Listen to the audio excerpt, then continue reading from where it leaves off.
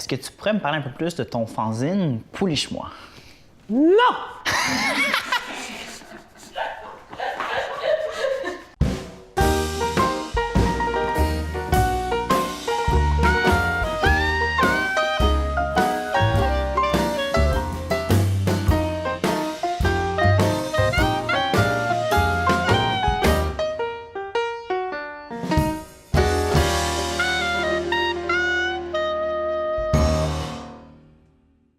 Cette semaine, je reçois Princesse Lamarche, peintresse et poétesse dont l'art est centré sur le corps et la nudité dans une approche communautaire féministe. Bienvenue Princesse. Merci. Tu es une poétesse et tu fais de l'art de perfo, Oui. mais avant tu étudiais en physique. Oui. Comment tu t'es rendu de l'un à l'autre? J'ai tout le temps aimé les deux. Il n'y a pas eu de transition. C'est deux activités que je faisais en parallèle. Mais quand j'étudiais en physique, on avait quand même une vie littéraire pas pire. On faisait des parties de boire du thé et se réciter de la poésie jusqu'à pas d'heure. C'est vraiment trippant. Donc, en physique, vous preniez le temps de faire des soirées poésie et thé. Oui. C'est peut-être pas ce qu'on s'attendrait à ce que les gens en physique fassent. Comment ça se passait? C'est que la physique, c'est une science qui est fondamentale. C'est pas directement appliqué. C'est pas de l'ingénierie. Ça amène quand même une certaine attitude contemplative. Les gens avec qui j'ai étudié, c'était des gens extrêmement tripeuses, qui avaient comme vraiment des intérêts variés. À l'époque, je n'avais pas encore transitionné. Okay. Et ça a beaucoup changé ma poésie, je dirais. Quand j'étudiais en physique, j'écrivais, puis à un moment donné, j'ai eu 7 ans d'arrêt d'écriture à peu près. C'est drôle parce que à cette époque-là, même si j'étudiais en une étude littéraire, les gens ne savaient plus que j'écrivais.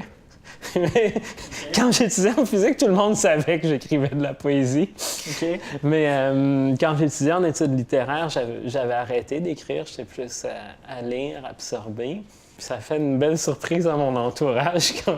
Les gens ont appris que tu écrivais au fait, finalement. Quand j'ai présenté dans un spectacle de cabaret qui avait lieu à la commune où j'habitais, puis personne ne savait trop que j'écrivais, puis j'ai débarqué, puis j'avais quand même une quinzaine d'années de pratique d'écriture, donc je n'étais pas une débutante.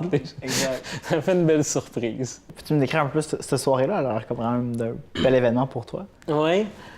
On habitait dans un appart collectiviste d'une quinzaine de personnes. On faisait des shows de cabaret relativement souvent. C'était un milieu queer francophone parce qu'il n'y en a pas beaucoup quand même. Ça, c'était super précieux pour moi à l'époque. Puis avec beaucoup de personnes féminines, ce qui était important surtout à cette époque-là de mon exploration d'identité. Je comprenais pas exactement ce qui m'arrivait face au genre, mais je me suis mise à écrire là-dessus. Puis j'étais super nerveuse parce que ça faisait une dizaine d'années à peu près que j'avais pas lu en public. Puis c'était des trucs qui parlaient de genre et de sexualité. J'étais beaucoup moins professionnelle, mais c'était super émotif. Là. C'est pour sortir des gros clichés. C'est vraiment quelque chose que j'aime faire. Mais je pense que j'aime plus être sur scène encore qu'écrire de la poésie. Là. Les shows, c'est vraiment comme, pour moi, le but de tout ce que je fais. C'est ce qui te ressource, là, vraiment. Ouais, non, c'est un moment d'extase d'être sur scène. C'est vraiment, vraiment trippant. Tu peux m'en dire un peu plus sur ce sentiment-là d'extase? Je trouve ça comment... Je suis une personne qui doute énormément dans la vie. C'est vraiment nécessaire pour la poésie. Au sens, avant de faire de l'art, quand je suis en sciences, ma discipline, c'est les mathématiques. Puis le lien entre les maths et la poésie, c'est que c'est deux disciplines du détail. T'sais, quand tu fais un roman, t'es pas en train de gosser dans les détails, ou moins en tout cas. Puis ce que je trouve merveilleux quand je suis sur scène, c'est que faut que ça colle, il n'y a plus la place pour douter. C'est le moment dans ma vie que j'ai où je doute plus de moi. Mm-hmm. Ça, c'est vraiment agréable. Cool. Ou est-ce que t'es comme forte, on aurait dit aussi? Oui, mais je veux dire, puis je voudrais pas être une personne qui doute jamais de moi dans la vie. Je serais pas qui je suis, puis je pense que ça serait plate, chiant et superficiel, là, mais comme... Non, c'est bon d'être capable de se remettre en question. Oui, mais avoir ce petit break-là, des fois, fantastique. Puis je fais de plus en plus de spectacles de poésie, puis j'écris pas assez, mais j'écris, j'ai hâte de me rendre à un recueil, là. Mais tu me parlais justement que tu avais comme une petite pression de comme d'avoir publié. T'as quand même un bon fanbase qui attend de toi quelque chose. Oui, c'est ça. Mais ouais. J'ai mon fanzine que j'ai sorti en 2016. J'ai fait publier quelques textes de façon sporadique, c'est là, puis j'ai comme une vraiment bonne réponse. J'ai une photographe avec qui je travaille. On a fait un poème affiche avec une photo de mes fesses et un poème de fesses par-dessus. C'est super concept. Nice. Oui, c'est super beau. C'est une impression un peu artisanale. Les couleurs, ils sortent là. Nice. Très, très cool. Puis tu vois, comment tu le vis d'avoir un petit fanbase, d'avoir quand même du succès, en fait, dans ton poème, puis dans ta perfo. Ouais, c'est vraiment cool. Ça donne les go boosts dont j'ai besoin pour affronter les situations difficiles du quotidien. Ça donne de la confiance quand les gens me disent des niaiseries épouvantables dans la rue ou quand je rush à me trouver une job, ben... Il y a ça qui encourage quand même. Tu as fait une performance artistique au Cégep de Jonquière, je ne comprends pas, qui est quand même assez marquant pour toi. Est-ce que tu peux me parler un petit peu de cette performance-là? Oui.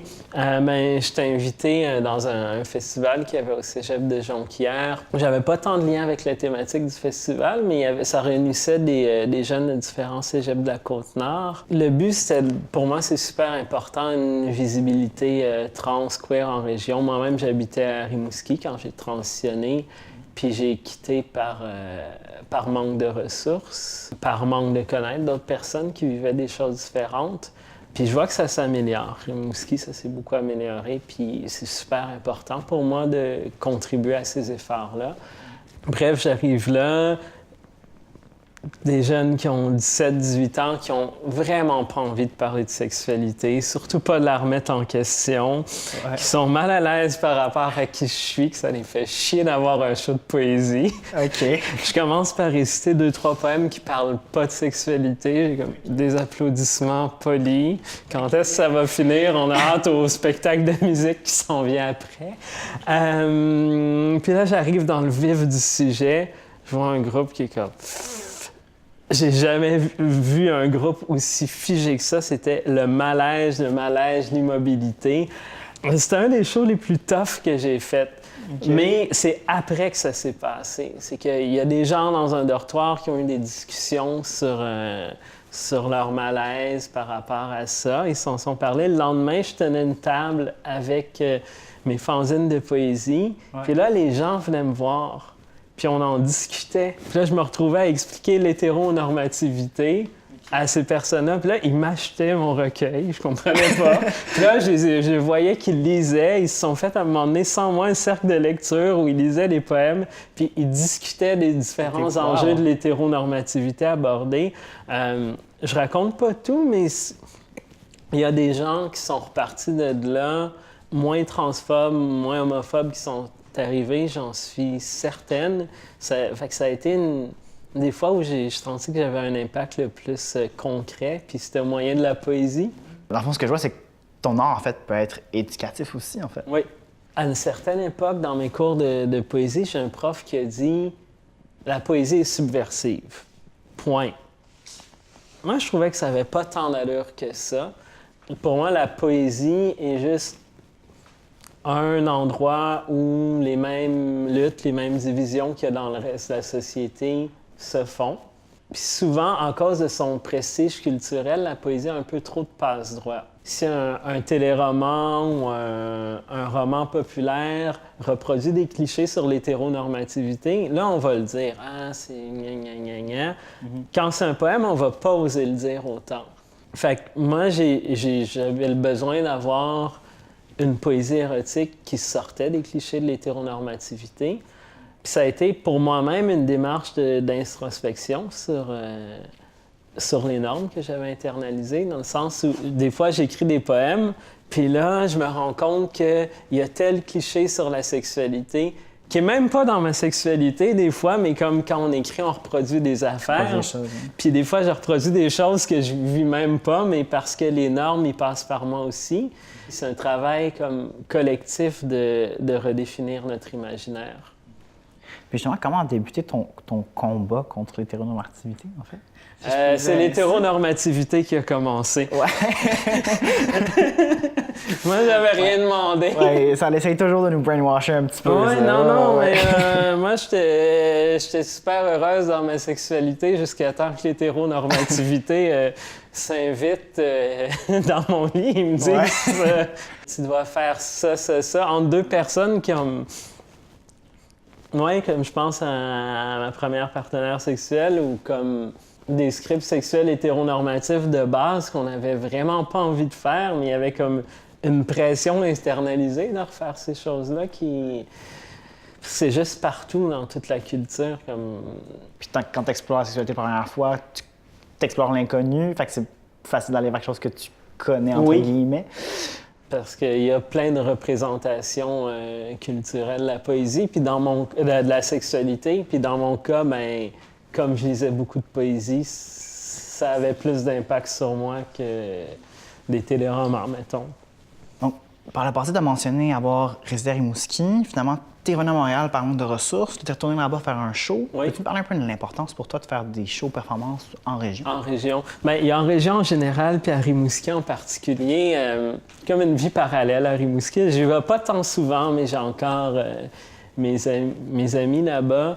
Donc, quand j'ai commencé ma transition, j'habitais à Rimouski. Mm-hmm. C'était assez ouvert. J'ai pas eu de problème comme de haine en tant que tel. J'étais dans un milieu très tolérant, mais ce qui me manquait, c'était des gens qui partageaient plus activement un vécu. Encore aujourd'hui, j'en aurais besoin, mais en début de transition, c'était particulièrement critique d'avoir un milieu puis des ressources. Puis c'est une des raisons majeures qui a fait que j'ai quitté Rimouski, sinon je serais peut-être encore là.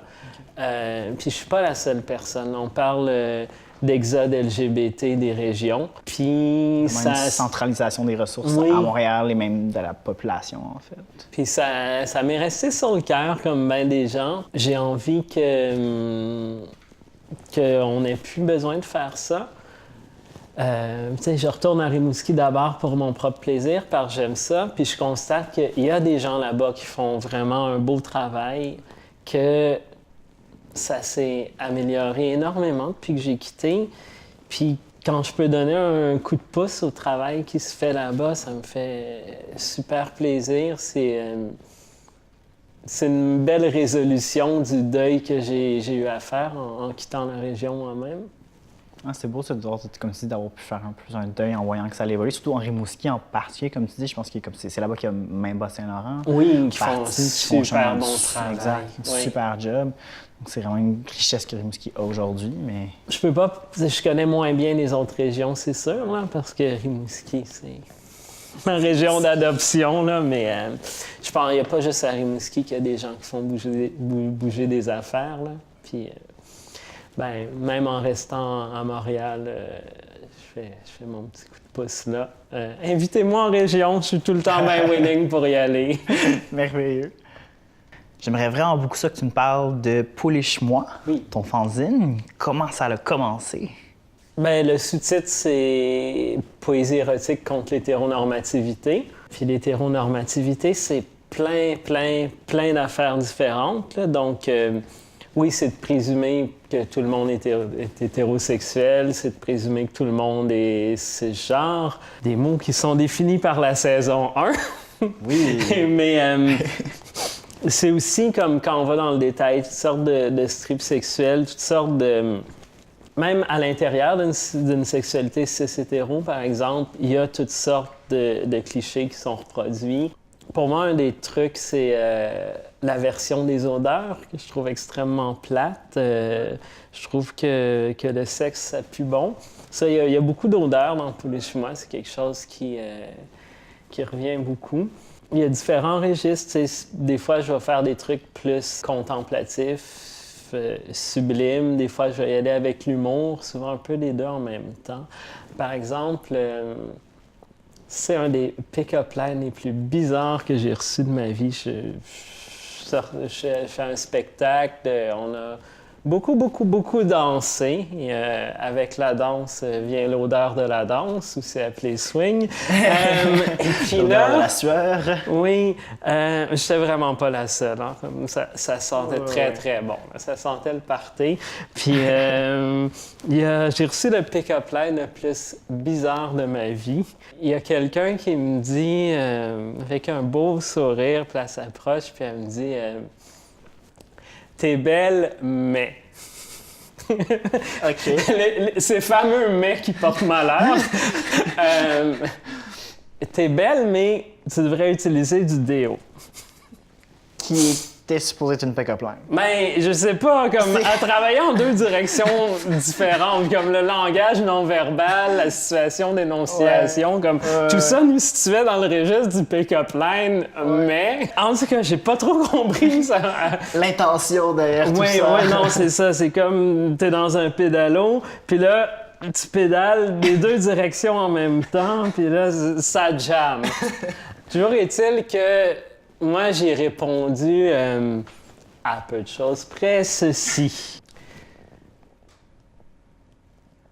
Si tu trouves que je sens pas vraiment les fleurs, tu ne connais pas grand-chose aux fleurs, tu ne t'es jamais perdu dans un champ d'aisselles musquées qui goûte le fenugrec et la lavande, si tu penses que je vais te laisser lécher mon cheddar mûri en grotte, mon sexe au goût de 14e siècle, toi qui n'as jamais humé la bolle après la première pluie du matin des amoureuses, toi qui ne te sens peut-être pas même les mains de contentement après ta masturbation, cueille-moi tout entière ou va-t'en de ce pas, toi qui veux lessiver mon âme, fracasser mon armure de lumière, sécher mes plus belles pièces en herbier.